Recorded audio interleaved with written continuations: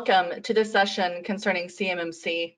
My name is Anna London. I am the founder of Chrysalis Incorporated and a licensed training provider for the CMMC Authorization Board, as well as a partner reseller of PECB curriculum.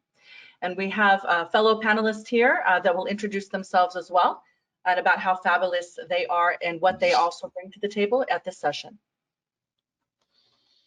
Okay, good morning, everybody here. Good afternoon there. My name's Leighton Johnson. I am a CMMC AB certified provisional assessor. I'm a certified provisional instructor. I am a certified registered practitioner. I was in the original provisional assessor course that came out a year and a half ago, a little over a year ago. And I've been involved in the CMMC activity within the CMMC ecosystem basically since it started. Awesome. Good morning, everyone from the beautiful Orlando area. My name is Regine Bonneau. I'm CEO and founder of RB Advisory. We provide cyber risks and compliance guidance for companies. So we've been involved in, as we talk here, that this has been something in ongoing since 2017, right? So we're not speaking about something new. So we've been in that space helping. We are actually a CMMC AB RPO as well. Just for making sure that we're on there to provide the proper guidance for companies and getting ready for 1.0, and now we have 2.0, and see how that goes. So. Yeah, absolutely. So let's go ahead and frame the session here. So, what is CMMC and how does it affect your organization, right? So CMMC is a cyber, maturity model certification. And if you are to do business in the federal space with Department of Defense, this is a mandate that's come about to have all companies, foreign and domestic, be certified in CMMC, that level of assurance in participating in DoD level contracts.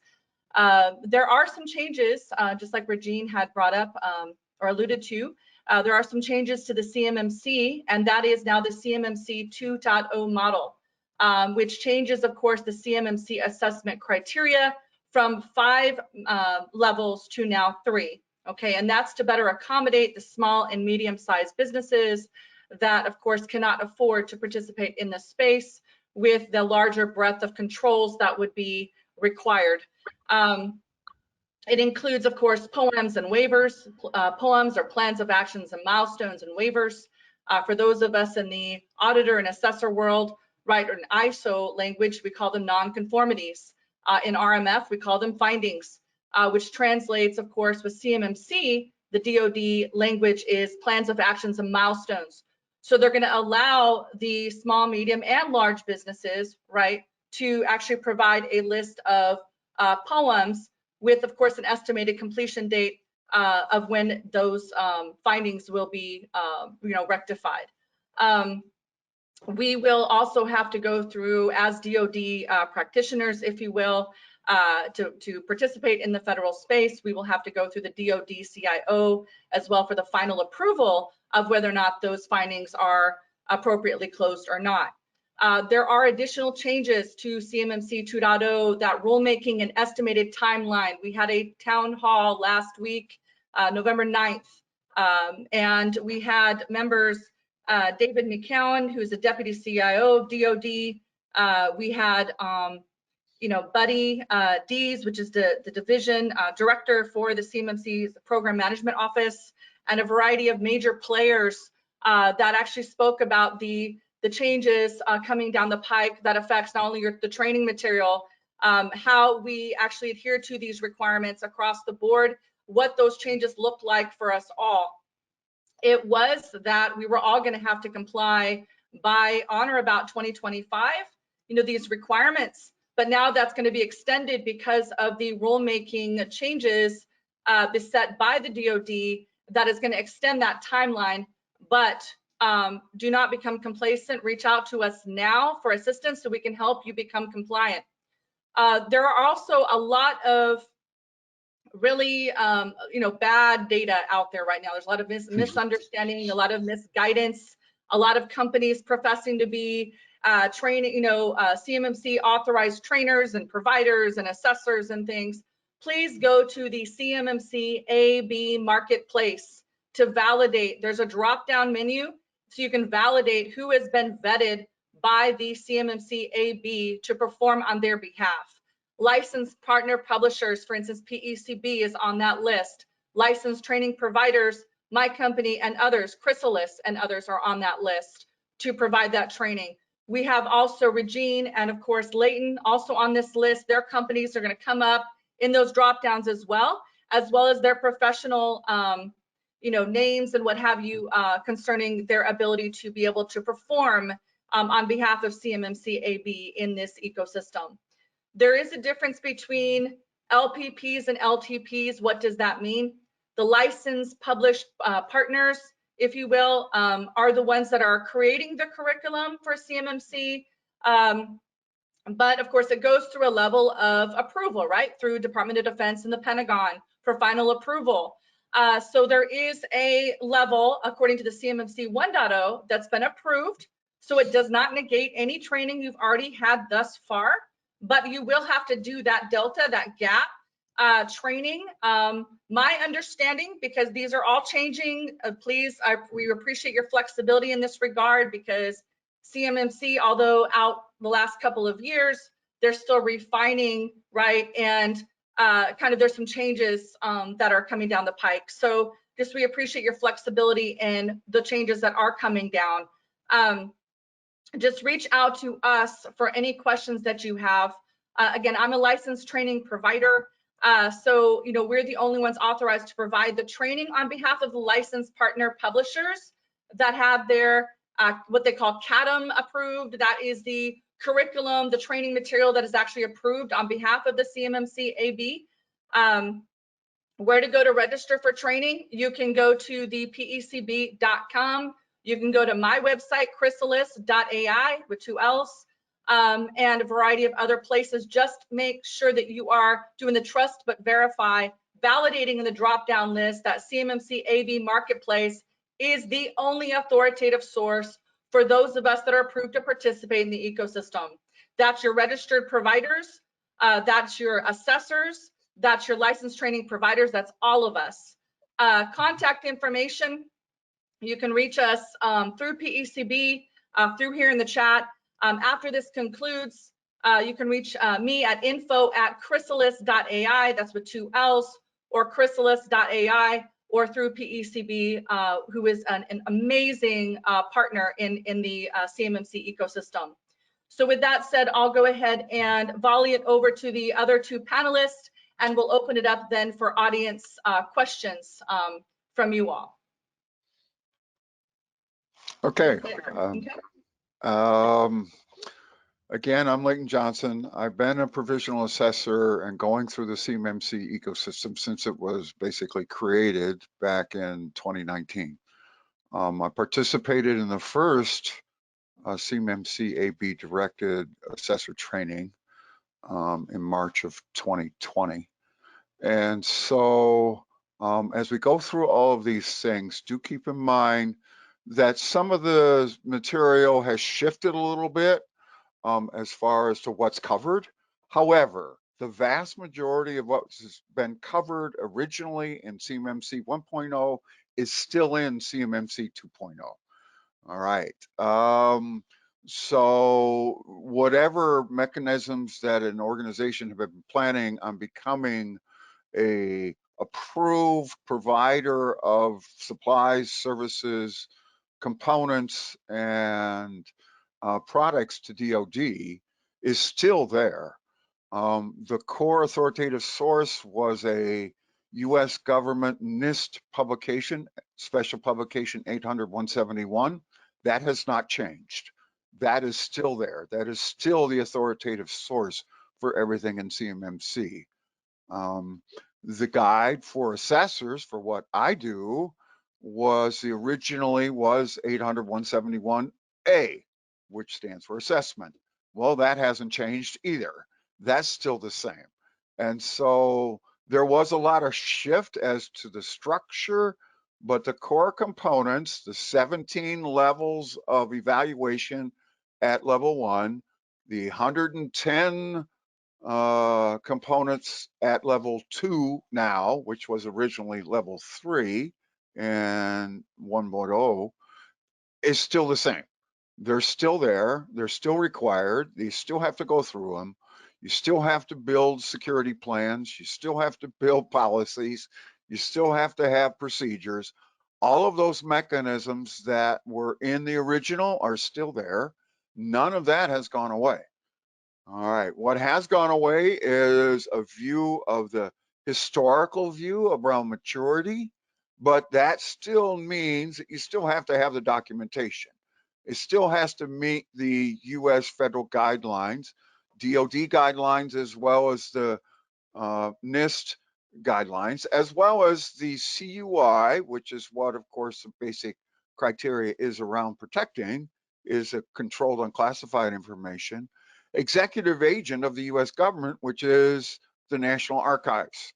And so since they are officially the director of how all of this gets done, DoD is following their guidance as well.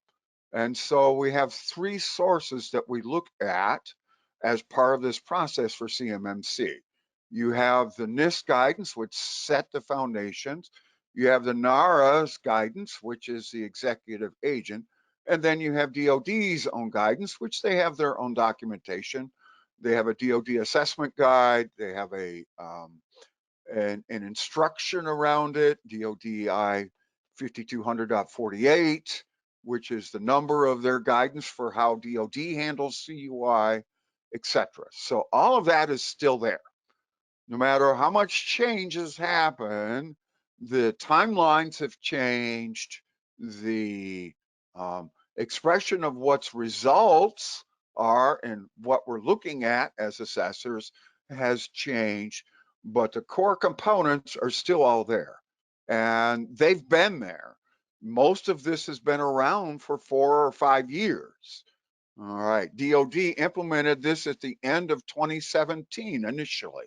So we're still talking 4 years worth of history of this being required from DoD contractors. So that has not changed. Now, the scope is bigger. I mean, we're talking better than 300,000 companies worldwide because 15% of DoD's supply chain is overseas, hence PECB involvement as part of these processors. And of course, PECB reached out to me because I've been a PECB certification holder as well as an instructor for a while. So those types of things. But still the requirements are still whether you're a 2-person company or a 2,000 person company, the requirements at the various levels are still the same.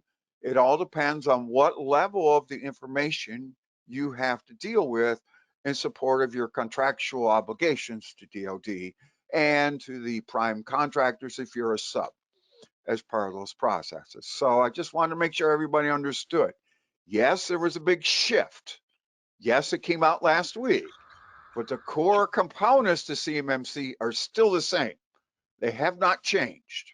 And so those types of things that everybody has to do to prepare their organization to become certified to be able to supply their products and services to DoD still remains. That has not shifted. Yes, and to piggyback off of what Leighton was saying also is that in addition to the 800-171, there's the 800-172 now that's been introduced for the CUI handling. So make sure that you are looking at the authoritative source. Again, go to NIST, right, to make sure you're pulling down the most current guidance.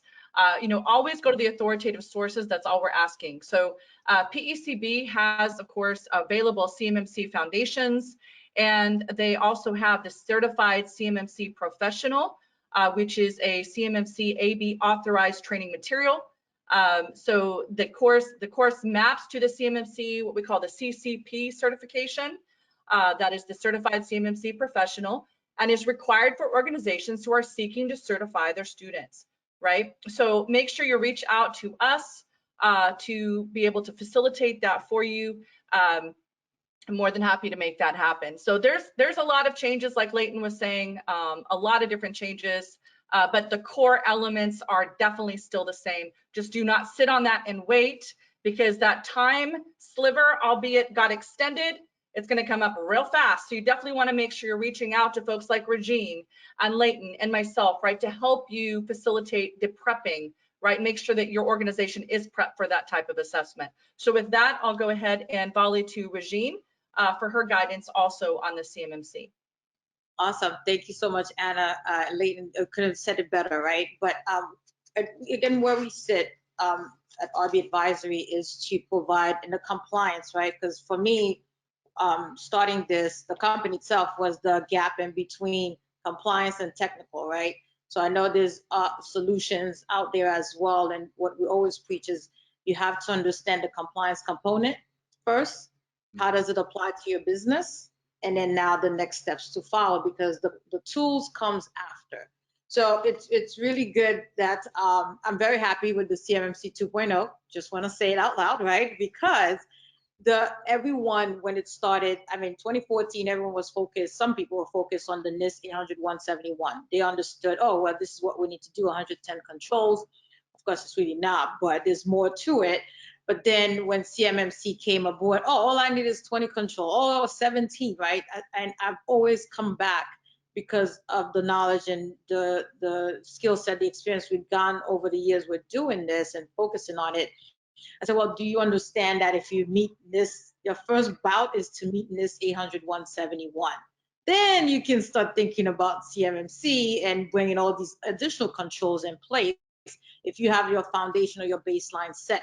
So when this came out, I was very happy. I'm like, someone heard me that this was the best, the number one route to go, because once you have these controls in place, then you have a better understanding idea of where you are, right?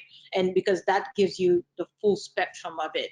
And as you said, the Appendix E as well, certain things like the incident response plan, those are very key. Business continuity plan, those are things you should have already, right? So the CMMC is one requirement, but the fiduciary duty that you have to your company is primary, right, as well. And that's where you see all of these things come about. Now, part of what we see in the model, the 3 levels, are very concise, right? It helps our companies now really focus on what they need to do. We've always said go to level 3, forget 1 and 2, right? Because level 3 gives you the whole spectrum. But now, with that being said, with the 3 levels, it makes it easier for companies. So from the beginning to handing you off to the assessors and then working with other partners, understand the compliance is number 1, right? Your business, what do you do? What other components that you bring to the table that you've already put in place, and we come and bring that to you guys, so you can understand the full spectrum of what you need to do, how to start, right? And now we're hearing the plan of action is not just something you fill out. It needs to be completed, right? It needs to be completed before, I think we mentioned the contract award, but when you fully start, those things needs to be done at 100%, nothing lagging behind. And the best things we're seeing as well is that, what's that timeline for you guys, right? What does it look like? We hear about, oh yeah, the CMMC, that's just the certification, right? The readiness, you've heard Anna and Leighton mention about that. That's your largest undertaking. And that is one of the misconceptions, right? Everyone is sitting waiting. What is going to happen? This is the last part of your worry, is getting on board and really starting with the process, because that's what you see in 3 to 6 months, right? Depending on your size of your company, the complexity. 2 people can actually take longer because of the complexity of what they're doing, up to the 2,000. So as you grow, as you get into larger status, right? So level 1 is just what we said, it's a self-assessment, but it needs to be thoroughly done, right? Level 2 is where now you applying more of the 110 controls to get into understand as more advanced, right? And then as you mature, you get into the experts. So the deadline, is extended, but however, the preparation, the prep for you to get on there, getting the right information, understanding properly what needs to be done is the number 1 key in moving forward, because there's no need to wait. You cannot wait. is just the bottom line. And we've seen clients that are just renewing, right, or extending their current contract, and we've spoken to them 2 years ago. Now this comes about and they're being handed that information. Hey, by the way, we need to get, you know, what's your assessment, your scores, and then also what's your plan of action when you want to get it done. And then we get phone calls. Hey, how are you? Remember me? I said, yes, I do. You know, but now look, it's not waiting for this to happen. Now you've seen that's coming out, and I mean, as we said, it's been out, right? But now people are paying more attention because it's being issued to them to get it done. The primes, even if you're waiting, but now your primes are liable for you, right? And if you're a prime, you're also liable for the suppliers that you have as well, your suppliers and then your subs. So there's no sharing. The first risk lies on you as a person, you as a sub, and then what's your fiduciary to your prime, and then now the primes are the one now pushing it, right? Because they understand where they sit in the spectrum and what you support, because what you do affects them directly. There's no longer, well, they didn't do it, you have to get it done. So although we're waiting for the government to finalize and get things done, your prime is already pushing for you guys to start getting yourself assessed, getting the right guidance, starting your processes, put that in place, and then be ready. And as Leighton and Anna so well placed up, there's not, you can't say you're not supposed to do anything. Everything still stands. This is just for you to have the baseline. You have to have your policies, your direction, your training for your employees, your supply chain as well. So that is where a lot of the stringent part of it is not to make it easy, and we've seen every single day what's happening, right? Especially with the government. So it is to streamline it, but it's still something that you have to be very strict about and look into for your company to get that done. The 180 days passes by. Well, who would have thought that 2017, now we're in 2021, 2022, 5 years, right? And then 2026 is another couple of years away. Imagine that. And we've had clients that started that journey in 2017, but they had the time to phase out their approach, phase out their maturity, right? Because once you do it, you have to wait to mature that process before the assessors come, right? And that's the thing. Once you get it done, doesn't mean you call the assessor. We always say you have to give yourself a buffer, 30 days, 60 days, because as we all know, everything needs to cycle, right? You're changing the human element, I call it. The fact of the way of thinking, the way of doing things. Why do I need to do this? Well, here's why, but and it's a process flow. So once you get it done, it may look perfect today, but something shifted tomorrow. How do you capture that when Leighton or Anna's coming to at 12 p.m. to do what they need to do, right? So this is where the whole process, the educational process takes place, and the proper planning and guidelines to get it done. I know from you guys when we were talking, hey, it's coming down the pipeline. You need to do it because there's most likely going to be a certification behind it, just like HIPAA, SOC, all of these guys are doing, right? Oh no, it's the government. Huh, interesting. 5 years later, here we are today. And I've mentioned we have clients that started and they heard us, and now they're at their finish line to be ready and maturing their infrastructure and platform now, right? So imagine they had the time to phase it. If we haven't started, some part of the town hall and some other information will say you have 180 days. And if you already put in your SBRS score, right? Imagine that you start getting you volunteering. What are you volunteering for, right? What that process line took place, and it's 2022 is around the corner. It's already here, and we're hearing some of the timeline that can change of assessors who would be ready or not, right, to come out, because some companies will get it done. We have client where DCA is starting to doing those planning as well, right? Those what do you call it? The audits. And that was, hey, I need you to come right now to get this done, document everything, because you could have something done. Documentation is going to be your first go around as a past auditor, and still is, right? I've asked for the documentation first and then I come later to validate. So imagine that, right? So it's not the other way around, right? Layton, you're on mute, but That's my first thing is, oh, yeah, I mean, that's my first one. yeah, here's my list provided to me. Always ask for give me the documents, start there. Right, Yeah. absolutely. Yeah, verbal compliance is not enough, folks. We need an audit trail every single time. Such a So, little- No. go ahead. Everything's got to be documented. Absolutely. All right, Is it so a we need to open it up PL? for, oh, go ahead, Is- Brigitte. Oh, sorry. Let's talk the end result, right? The certification. You're hearing a lot of, it's like an audit, and they're gonna give me back documents to fix, right?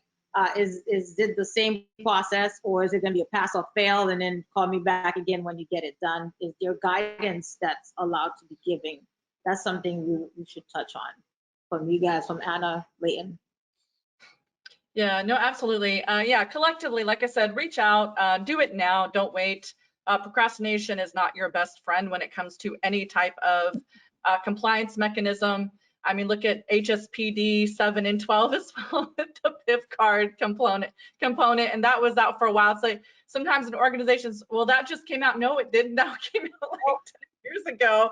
So you should have been compliant, by now. But hey, it's all right, right? So just reach out to us, bottom line up front. We'll be more than happy to, assist you in your training needs, in your assessment preparation needs, right? Make sure that you are compliant, you can pass the sniff test, right? So just reach out to the folks that are on the CMMC AV Marketplace. You've got some really awesome subject matter experts here. And with that said, I'm going to open it up for questions from the audience. So does anybody have any questions that we can answer? One thing I want to make comment on, just to piggyback off what Anna we've been seeing, as a company, right? It doesn't matter what you do, where you fit, right? Because one of the issues now is we focus on the supply chain, which is a third party, but now we got to look at the fourth party, fifth party, and the sixth party that's supporting the initiative. And then you look at the financial ramification, right? What is $250,000 to you, right? Yes, it's a contract, but what does that mean to you as a company, right? What is losing 750,000, right? What does that really, what is the true impact financially of not doing business? And I'm saying that not just I'm throwing numbers out. Those are things that the panic that clients have, and it's not even from the government, it's from their prime, right? The prime is saying, I'm not renewing this contract until you show me X, Y, Z, and I will send someone to validate. Now they're creating their own internal team to validate, right? The Lockheeds, Right. the Boeings, and all of that. So pay close attention to that as well, and get connected with those folks too, to understand, because they're starting their own validation before the real stuff, the assessors come out. So, Well, let me give you a quick example of how that worked. I just finished doing a pre-assessment readiness review for a very, very large company that has 10,000 employees in the federal space. And this is only a part of their company. They're even bigger than that. But all right, now I have participated in their original 171 kickoff 4 years ago. And so I knew basically what they had covered from 4 years ago, which is why they asked me to come back. Okay, and I knew I wasn't going to be able to assess them anyway, just because I had a history with them because of the conflict of interest. So I said, sure, I'll do the pre-assessment. So I brought in a team. We had a team of 8 people who went through their entire DoD side of what they did. It took 6 months. And we looked at it. We didn't do any of the generation of the documents. We didn't go through any of that. We did the review, and it took 6 months. wow. Okay. So that type of thing is there. So we, the more they say start now, the more it's really necessary. Okay. I understand that, the initial idea as well as the current idea is to phase it in over a 3, 4, 5-year period, whatever it's going to be eventually. But, and they're going to pick out contracts as they go through it. I mean, right now everything's on hold because they have to work through the legal ramifications of the change, which is what's going on. But nonetheless, organizations need to be getting ready now. Go look at 171. If you expect to be a high value organization to DoD because of the contracts, look at 172. All right, understand what's there. 172 is the core base document for what's in the new level 3. All right, it's still cumulative. It still gets added together. All right, from levels 1 to level 2 to level 3. All of those basic constructs are still there. Look at how those are going to play out with what you have. Then you can start to look at those areas. All right. And so as we begin to walk our way through what has to be looked at, and then I show up as the assessor or, that type of thing. Understand we're there to make sure that you meet the requirements, yes, but we're also making sure that your cybersecurity is where it needs to be. All right. And that you're protecting the information that DoD and the US government has determined is sensitive to what they do as part of those efforts. I mean, that is the reason for this. We have a history of information going over to adversarial organizations and nations, over the last 10, 15 years. And so DoD is pushing this independently of the rest of the government in the US side because they're the ones who feel the heat the most. They're the ones who have the biggest to lose. They're the ones who have the most money to lose. They're the ones that can lose people, etc. And so naturally, they feel it's a requirement to be able to say, we want to make sure we understand where each of our contractors' cybersecurity posture is, and then make a determination on whether or not we want to give them this sensitive information, okay, in order to meet those requirements, in order for them to produce the products and the services that we need in order to do our job, in order to meet our governmentally mandated missions, our activities, that type of thing. Absolutely, Leighton. All right, so we have a question from the audience, and so what I'm going to do is go ahead and so the first one is the hierarchy of CMMC 1.02 of maturity level. Domain capability practices still applicable under CMMC 2.0. So I'm going to walk you through actually the slide. I'm not able to share out my screen because they left it open for just voice, but let me just walk you through the CMMC 2.0 model and what that looks like. Okay, so CMMC 2.0 is streamlined into the 3 versus the 5 levels. It does eliminate the CMMC 1.0 levels 2 and 4 and developed as a transition levels and never intended to be assessed requirements. Okay, so there are 3 progressively sophisticated levels depending upon the type of information, just like Leighton and Regine were saying as well.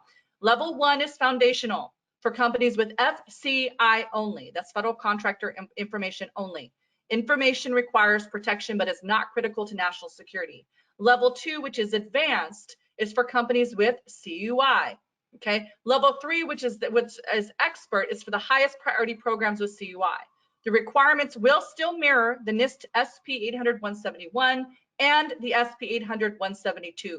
It does eliminate all CMMC unique practices and maturity processes.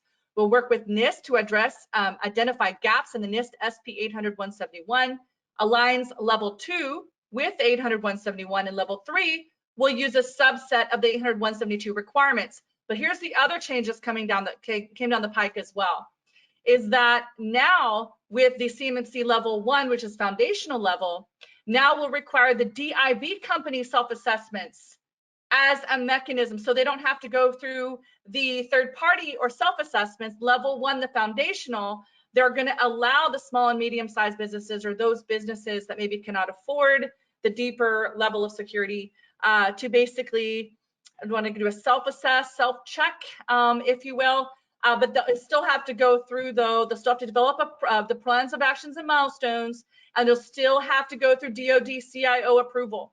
And then upon signing of a contract with the DoD, they'll have a certain amount of time. It's like 6 months or what have you. Again, those rules are shifting and changing for approval or disapproval. The allowance of poems and waivers. So they're strictly time bound, okay? Potentially 180 days.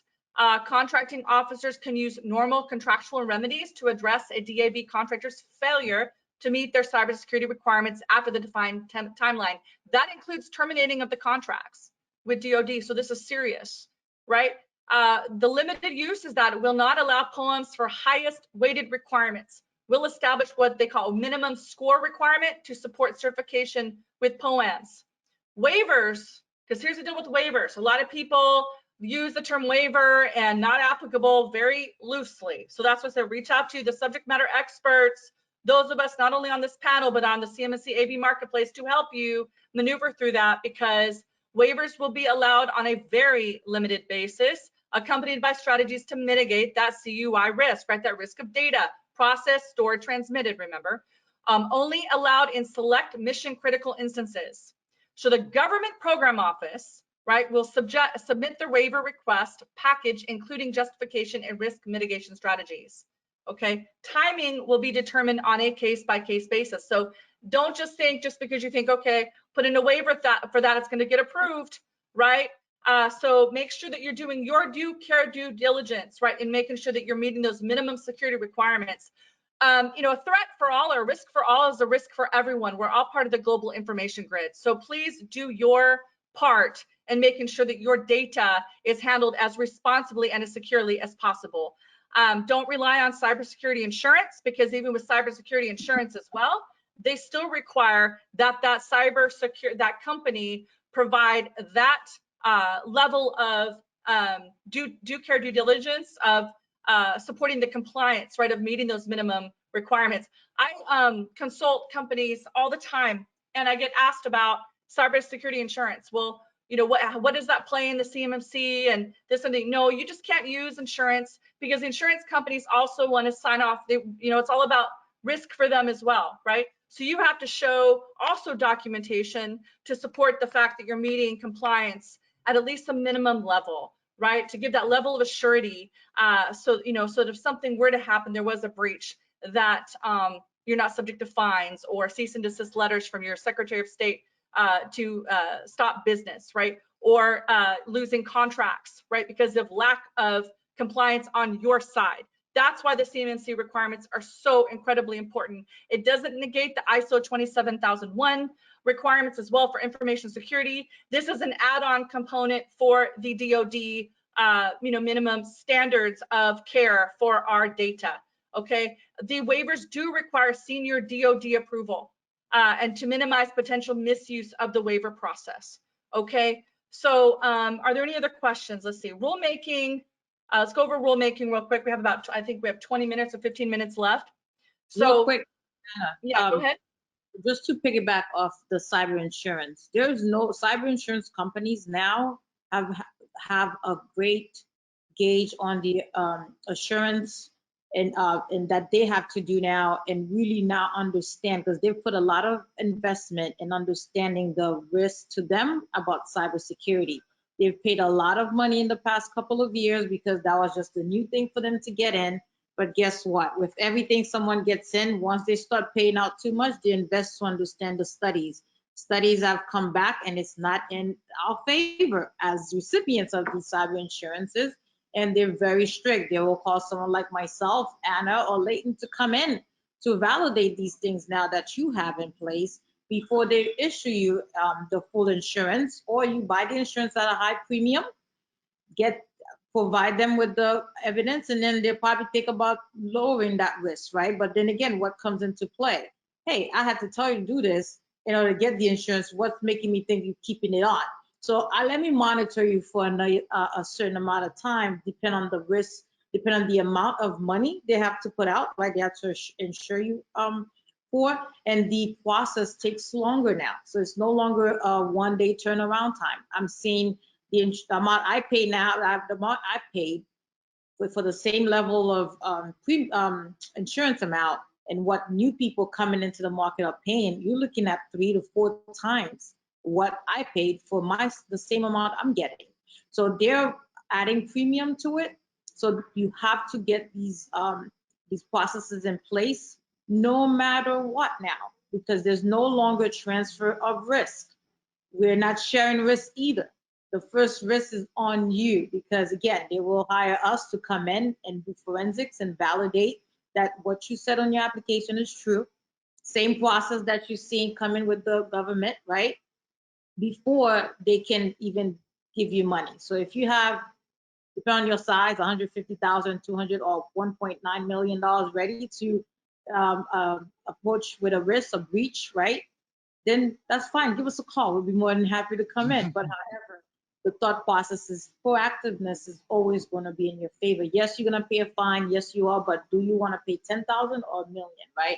Where do you want your fine to start, the numbers to start? So cyber insurance is great, but now they've gotten ahead of us, ahead of the time now. They understand from the actuaries that they've put in place what that true risk to them are. And now getting more of what those breaches cost. What is your real risk to them as well? So premium is no longer 50,000. I've had war stories to tell, but that's not why we're here for today. So all of these mechanisms are in place, but you still have to have your baseline because they need to get done. But yes, go ahead. Yeah, absolutely. No, that's great stuff, Regine. Absolutely. So I just want to add in just a couple more elements also in here of really good information that came out of the town hall on November 9th, right? So although the DoD is suspending the CMMC piloting effort and mandatory CMMC certification, they are actually exploring opportunities to provide incentives for contractors who voluntarily obtain a CMMC 2.0 level 2 at least certification in the interim period. Now this affects, right? So rulemaking under the 32, what we call CFR, is required to establish the CMMC program. The section 48 CFR of the DFARS, right? That's the Defense Finance, Acquisition Regulation, the Federal Acquisitions Regulation to implement the CMMC 2.0 program. It's going to be the codifying of the CMMC 2.0. The rulemaking is set to take 9 to 24 months, right? As we've stated, bottom line up front, this entire thing is just don't wait. Just reach out for help. There's also a backlog also of assessors, right? Scheduling assessors to, look at how many, there's over 300 plus DoD contractors out there, both here in the States and of course overseas. So, and there's not that many approved assessors right now because the assessors have to be approved at an ML maturity level 3. So we've got provisional assessors. We've got a few teams that are out there that are going to do that, but there's going to be a huge backlog. So reach out to us, help us, let us help you get prepared for the CMMC to make sure you're compliant. You pass what we call the sniff test, right, of the minimum requirements inherent in going through an audit of this magnitude, right? And then you can reach out to an assessor, right, company, a 3PCAO assessor, approved assessor, if you will. I got the acronym mixed up. Just validate on the CMMC AB. A lot of the alphabet, right? All of our acronyms, but but Leighton is one of those as well, right? There's an approved assessor, right, company that can come out and facilitate that for you as well. So just make sure whoever you're dealing with in the CMMC ecosystem is, of course, listed on the CMMC AB marketplace. They know what they're, all those people there have been vetted and approved to act on behalf of the CMMC AB. Okay, whether it's training, assessment, preparation, right, implementation, right, so sustainment also even long after we're gone. So just reach out, ask questions. Are there any other questions of C? Okay. And just when you would think once you've done your assessment and see, okay, well, this is how much money I'm getting from this government contract, and this is what I have to pay in order to meet that requirement. It's right. You do your pros and cons as a business, and okay, well, we could drop that line of business, right? But anything that starts at the federal level, guess what it does? It trickles down to everyone else, right? So, and we've seen that conversations already started from the state, if you're going with state, local, city, right? Even now to the commercial market.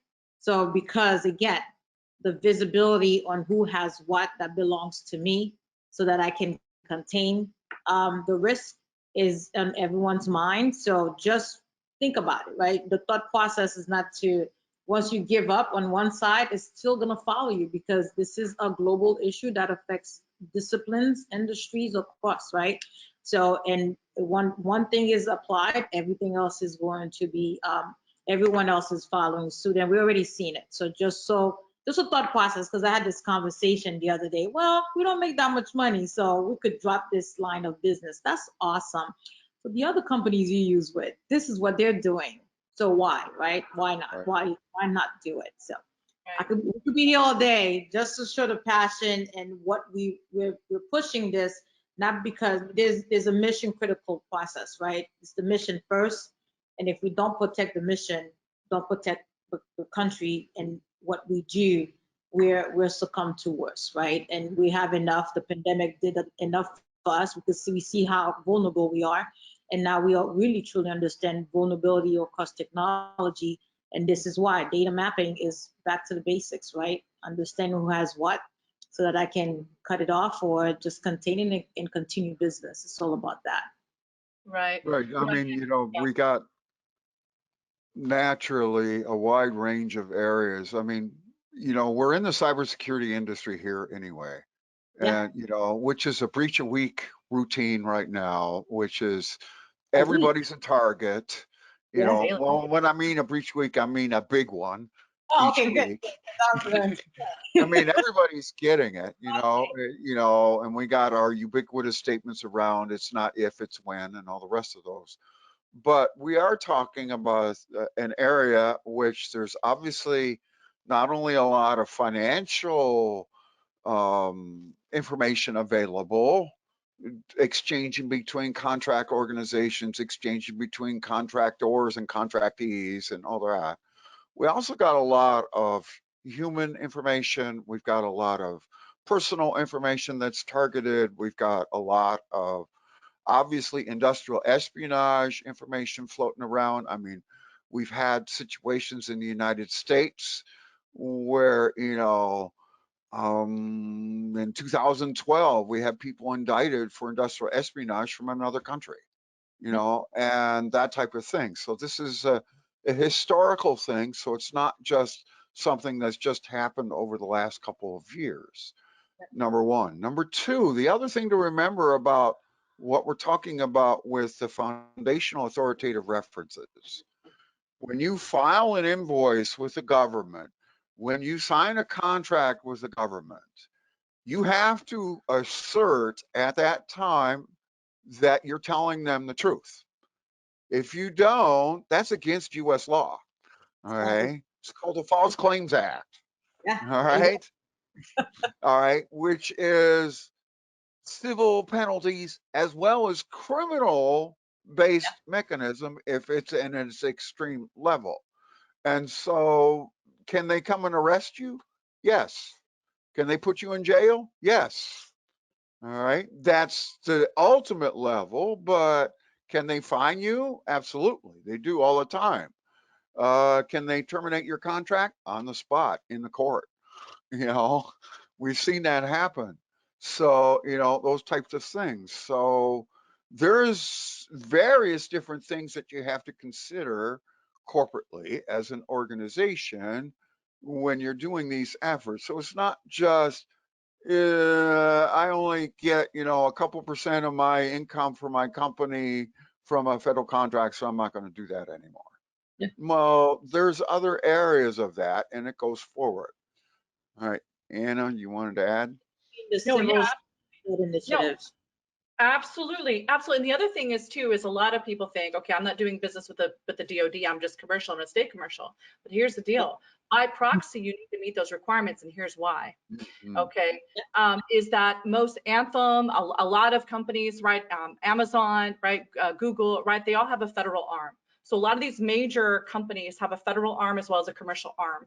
And of course, any supply chain vendors, right, any of your third party vendors, right? So one of the requirements inherent in CMMC also is not obviously introducing an unnecessary element of risk right into your enterprise, right? Everybody you deal with also is going to have a trickle down effect to make sure that as you embed or insert, even with the metaverse and AR and everything else is coming down the pike, right? Making sure that any interconnection in and outbound to any of your data right, through any type of network or system channels will have to be secured, which means that they will by proxy have to meet the CMMC requirements as well. Otherwise, you may be ruled out as a vendor, because people may, even the commercial vendors that are dealing with DoD, and maybe you're not, you only want to do business with that commercial vendor, that you will be then ruled out if you are found to not meet those minimum requirements, because they're not going to want to deal with you then, because you introduce an unnecessary element of risk into their enterprise, could cause additional risk to them, right? So and cause maybe them to lose their contract as well due to a breach or something by allowing you to be introduced into their network infrastructure for whatever reason. So that's what I'm saying is this really should apply to all. And even though right now the official is anybody doing business with the DoD, any contracts. However, this is really good guidance to actually take forward the 171, the 53, of course, for RMF, and this 853, the 171 and 172. I would say use it anyways, because it's a really good plan of action, if you will, to apply in your own organizations to ensure that you've put from the ground up, top down, however you want to look at it, some really good security compliance mechanisms in place, right, across the board.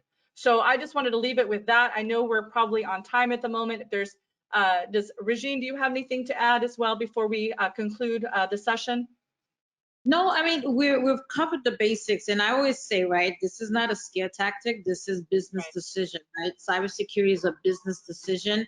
Anything you do is a business decision. We're bringing you the information that you may not have time to sit down and read 400, 500, or attend these events to get the real grasp. So we're taking what it is and then truncate it down for you to understand. At the end of the day, you need to move, you have to do it. DoD, DHS, FBI, we've been hearing a lot of things, right? Across the government line, and then trickle down commercial. And I just mentioned Amazon, the big guys, the large corporations are doing business with the government. So they're doing their due diligence as well. And it's going to trickle down and understand where do you sit on the spectrum. So at the end of the day, first is the fiduciary to your business, to you as owner or running a company, right? That's number one. And then you're applying all these, because now it comes down. So if your company with one click goes down, what do you think happened to everything else? It's lost, right? Not only your government branch, your commercial branch, all the different divisions that you have will go down. So really understanding where you sit, what your company does, what do you do? Because we're not telling you to go get the $25 million solution, right? That's not it. If you understand your business, first key is to understand your company. Where do you sit? What do you do? Because a lot of it, oh no, we don't do CUI. Okay, well, guess what? Part of the process is to discover that, right?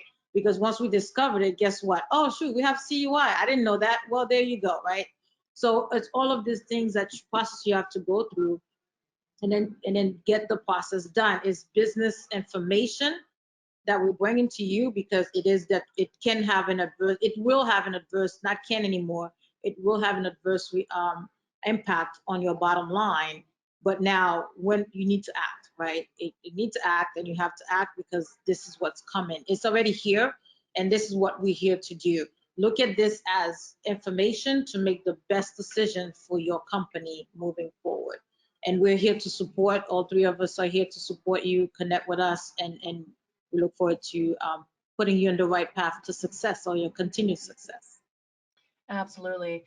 So thank you very much, by the way. So thank you to my fellow panelists, Regine Bonneau and Leighton Johnson. Great session today. And for all of you out there also listening in, thank you. And again, please don't hesitate to reach out to us even after the session. We're here for you and your success, for training, your assessment needs, your prep needs, whatever. Just reach out to us so we can help you. That's why we're here. Okay, so with that said, we'll conclude the session. I hope everyone has a great day, and hope to see you soon.